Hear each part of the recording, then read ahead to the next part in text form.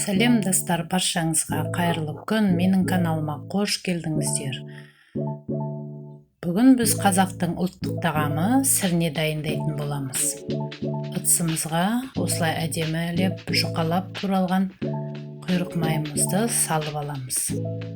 Және салып алғаннан кейін еттерімізді турап, сүйегі болса ұсақтап шауып, әдемілеп еттерімізді осы майдың үстіне сала бастаймыз.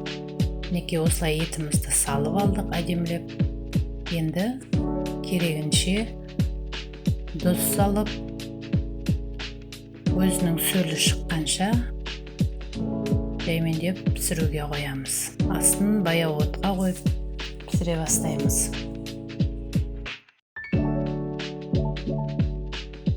Қытымына қарай тұзын, бұрышын салып, лавр жапырағын салып, дәмдеуіштерді саламыз.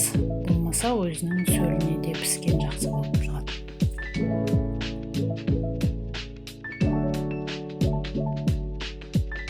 Біздің сірнеміз осылай өзінің сөлін шығарып пісе бастады. Енді жуамызды, ұсақтап туралған картоп, морковымызды салып, бетіне капустамызды салып, және мен қатырылған бұрыш салдым.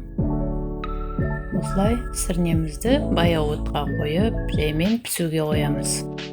Неге біздің сірнеміз осылай дайын болады.